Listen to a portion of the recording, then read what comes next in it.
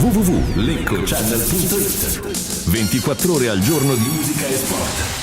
Palla in area, Ferreira Pinto, il cross e la rete del Pontisola. Spiegando. Parte la punizione dei blucelesti, la battuta bassa dietro Locatelli, libero, alza sopra la traversa. Peccato, poteva essere una buona occasione per Mattia che invece ha sparato alto.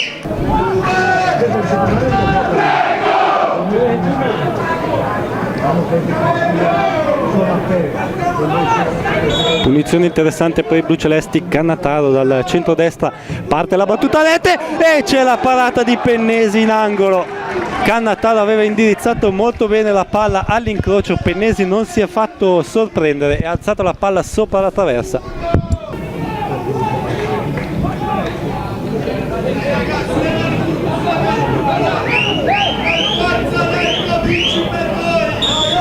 Punizione per il Pontisola dalla tre quarti, battuta corta, va alla conclusione, deviata, attenzione Capelli, sfortunatissimo il Lecco, c'era la posizione nettamente irregolare di Capelli. Palla in area, attenzione, c'è Ruggeri che mette il controcross, Salvatori esce male e c'è la terza rete del Pontisola, sembra ancora Romanini.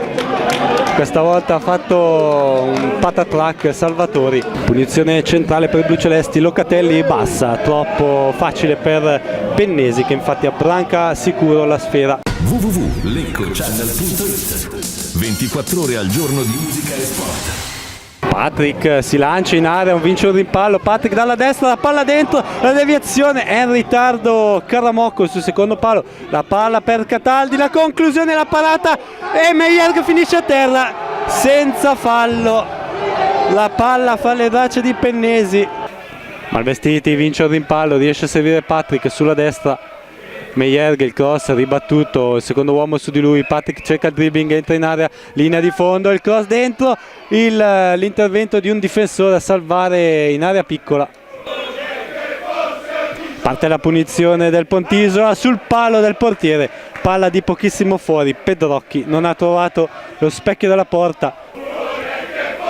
Cross spizzato, Ferreira Pinto, la palla fuori per Ruggeri, larga poi per Capelli, costretto a inseguirla, il cross dentro, Romanini non riesce a impattare bene sulla sfera, l'azione però è ancora viva, la conclusione salvata sulla linea da De Iori, il rimpallo favorisce Colombo, limite dell'area, Colombo, la tentativo di conclusione fermato, c'è poi il fischio finale del signor Pannetella, c'è anche il fallo ai danni, ormai diciamo l'aiuto dei sanitari per Gibo che è rimasto a terra, partita finita, si avvicinano i soccorsi, comunque dicevamo partita finita, 3-0 per il Pontisola, punteggio maturato tutto nel primo tempo, le reti di Romanini, Thomas Capelli e Matteo Capelli.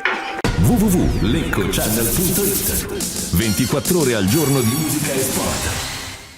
Dopo le sfide esterne con Crema e Monza e il rinvio della partita interna con la Pro Patria, il Lecco si trova per l'ennesima trasferta contro una squadra di alta classifica in quella di Ponte San Pietro, un Pontisola che ha corrente alterna tra partite in casa e partite fuori, ma che in casa è un schiacciasassi e quest'oggi lo dimostra ampiamente. Un primo tempo in cui la squadra bergamasca mette le cose in chiaro da subito, un 3-0 netto che è condito anche da varie ingenuità dei blucelesti che oggi, nonostante presentassero i nuovi arrivi sia in difesa che a centrocampo, hanno ancora palesato le solite difficoltà sia in fase offensiva, dove ancora al momento non ci sono nuovi arrivi dopo Locatelli e Ronchi, che soprattutto a centrocampo e poi in fase difensiva, ingenuità che stanno pesando nettamente sulla formazione di mister Bertolini, che nonostante oggi appunto avesse un assetto arretrato con giocatori di maggiore esperienza, ancora non è riuscito a trovare una quadratura.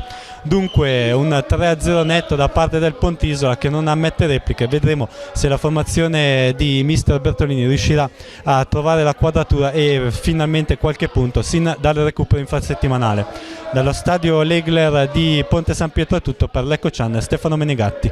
www.leccochannel.it 24 ore al giorno di musica e sport.